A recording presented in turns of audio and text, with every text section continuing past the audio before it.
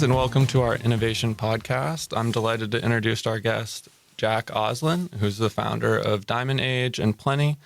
In today's discussion, we aim to understand Jack's role in his companies and explore the significance of innovation in the realms of both business and humanitarian efforts.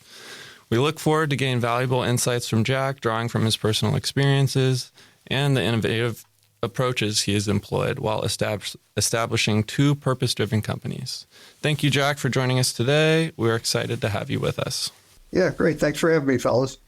Great. For our first question, can you share the inspiration behind starting these two companies? What drove you to create them, and what specific problems or needs were you aiming to address? Sure. So both companies were inspired by issues that my children brought up. I was in the grocery store one day with my daughter, and she wanted to buy some strawberries. And I told her that strawberries have no flavor. And she said, "Of course they do. They taste like strawberries." And that's when I realized her generation didn't grow up with access to vine-ripened fruit with fully developed sugars. And then when I think about Diamond Age, my son called me to tell me that he was considering leaving the area because he couldn't afford to buy a home for his family, which to me was crazy because he and his wife both made great incomes. So I went on this journey of discovery for both food and housing, of which I knew nothing about either other than I ate and I lived in a house. So I asked myself, why does this problem exist today when it didn't exist previously? And what I learned was, for Plenty, the specific problem was changing the supply chain. Food used to be available locally or at least regionally, whereas today Big Ag is a centralized industry and food travels on average about 1,500 miles to reach the consumer. So food had been re-engineered to travel, not taste good or be good for you. And then for Diamond Age, it's even more basic. So construction and manufacturing labor in general does not have a large enough labor base available to it today. We officially became a service economy back in 1980, and it's gotten worse for labor as we continue to overeducate and under-immigrate in the United States. So that's sort of how both of these companies came about. Yeah, great. Kind of building off of that, I like how you mentioned that you didn't have any previous experiences and that you kind of just looked at the market needs and built from previous life experiences. So really, when innovation often involves overcoming challenges, so how did you go about really addressing those challenges, and even more so just identifying those challenges, especially since you didn't have that background and you were new to these spaces? So, and then how did you build organizations to address those challenges and tackle those? Well, there's a lot to unpack there. So I'm just gonna give you a sort of a basic answer here. And the challenges for innovation are basically that people resist change. Getting people, whether they're investors, consumers, policymakers, whatever, to get people to change is hard work. And it's often requiring some level of proof point. So I was able to identify and receive the support of some early adopters to bridge this gap and create a significant enough proof of concept to raise capital with, right? And raising capital is the launch point for, all businesses. Thank you. That was great. Can you describe a specific project or initiative from one of your companies that you were considered most particularly innovative or impactful? Anything that really was a key moment that driven success in the innovative space? Yeah, absolutely. So at Plenty, the idea of scaling the platform that my co-founder, Dr. Nate Story, invented was met with a considerable amount of skepticism. And I needed to be persistent in my pursuit of the areas that Nate either doubted or just flat out didn't believe could be true. I had to prove to some degree that there was some merit in pursuing the idea. And once we arrived at that magic flicker of hope moment, Nate became an obsessive owner of the idea and ultimately scaled his original design 10x, which yielded a 350x improvement in output. So that, to me, is something that will absolutely impact the world of agriculture. Yeah, and when you kind of talked about that flicker moment, does that relate to how you can foster culture and innovation within your organizations? Does having that innovation and that drive from the top work its way down, or is there specific strategies that you use to create a strong, encouraging creativity and problem-solving system among your team members? Yeah, so I mean, every business is a little bit different.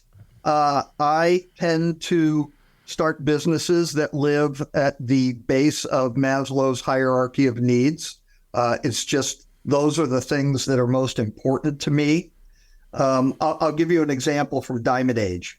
So we spent our first 2 years bootstrapping the technical thesis that my co-founder, Russell Verone, had developed. And all the co-founders wound up building all the tech that we were testing for. We were trying to prove to ourselves that what we thought was a good idea. This created what we call a doers culture. It really means owning the execution of ideas. And that carries on inside of the company today. We interview for that mentality. And quite frankly, you can't come through the door here and work without actually owning something from cradle to grave. So it weeds out people who only want to do the easy or fun stuff. You have to own the entire thing. At least that's our belief in order to be successful. Yeah, and then kind of building off of that, you kind of mentioned that with your partner, they had that aha moment. So how do you share and collaborate with them? Because obviously working with a partner, you're both going to have different ideas, different spaces.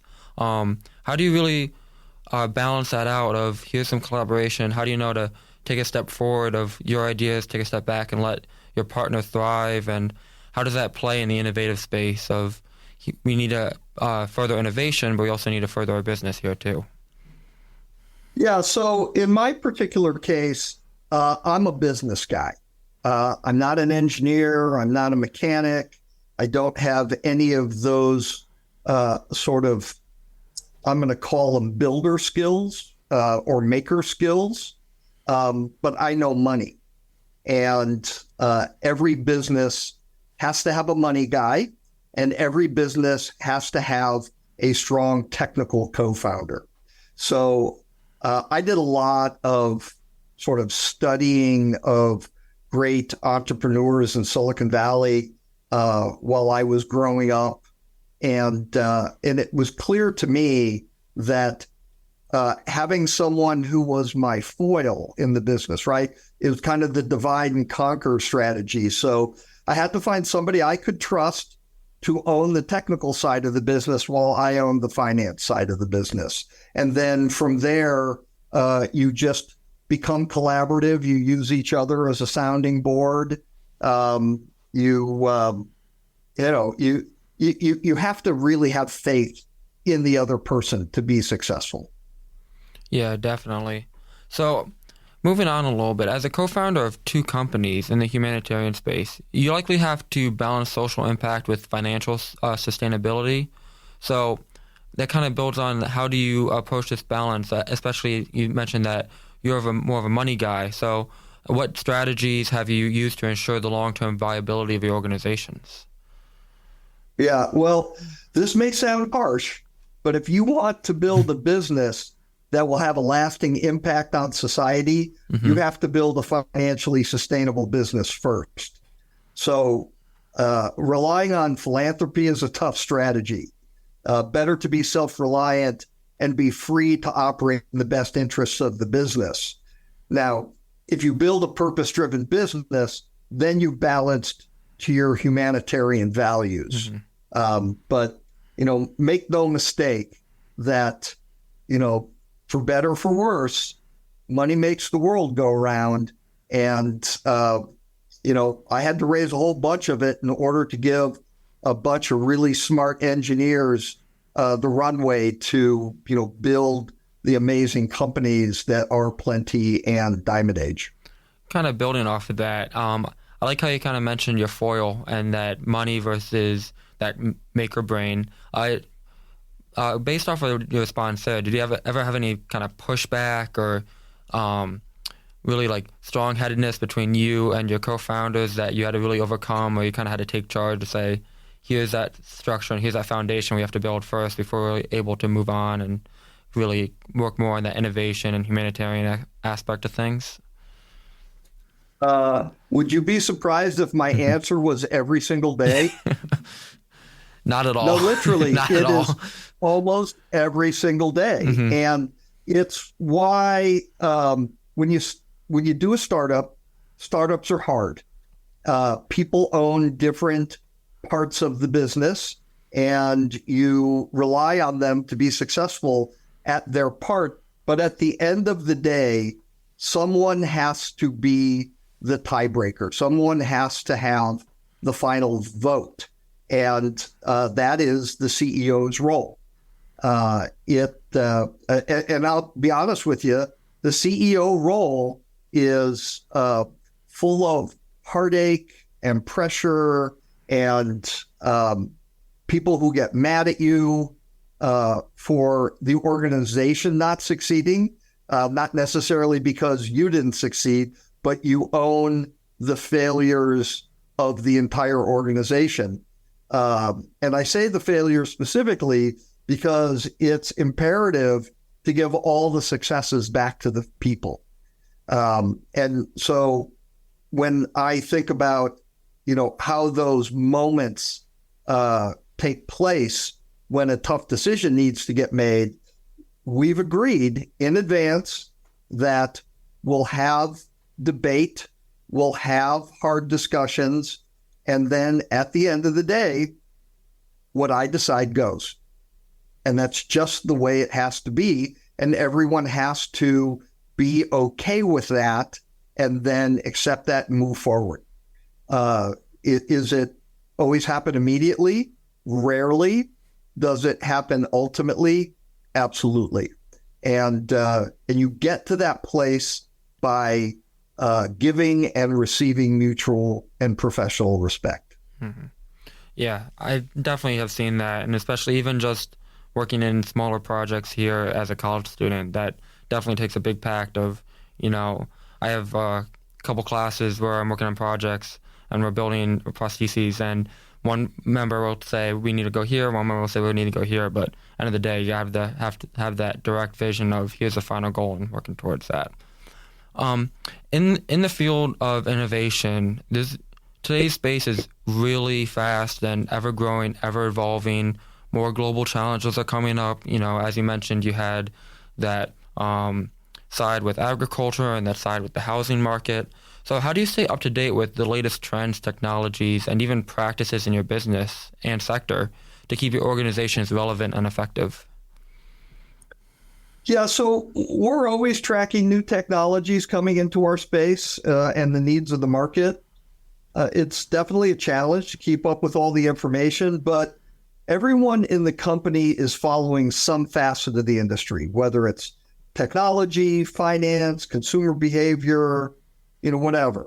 And what we do is we share our findings that we find important or relevant in our internal chat. So, we're effectively crowdsourcing what's new.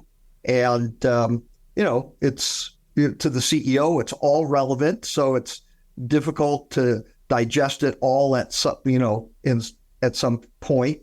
But, for engineers, they find consumer behavior somewhat interesting, but they really dig into the technology. And my finance team is always following interest rates and its impact on, new mortgage generations. So it's a team effort for sure.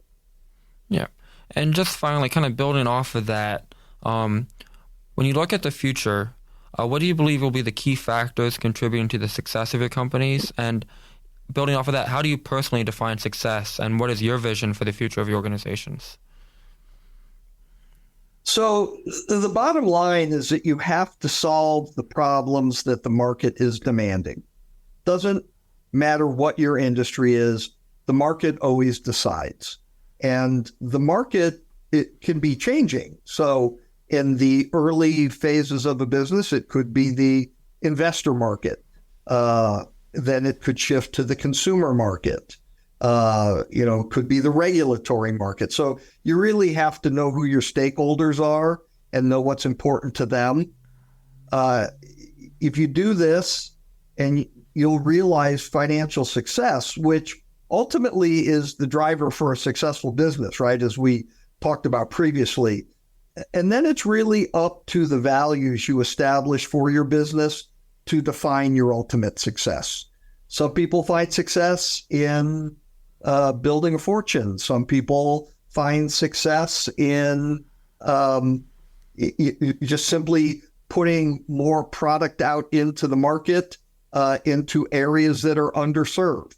At Diamond Age, we want to increase the supply of housing units because we believe the larger problem is a supply and demand imbalance. So, for everyone, it's different, but it's important that you establish what your mission is, and what is the mission driving to. That's why I like to refer to it as purpose-driven businesses. People will come on board and work hard and have fun if they believe in those things. So that's how I define success. Are employees excited to solve the larger problem? Yeah, and it sounds like, based off of our discussion today, is you have a nice handling on that, and you have the same situation with a strong top over the organization, where you have a good, strong mindset and you're passionate about it, and then you find a good, strong collective group that makes everything in line with it, and that leads to a successful organization.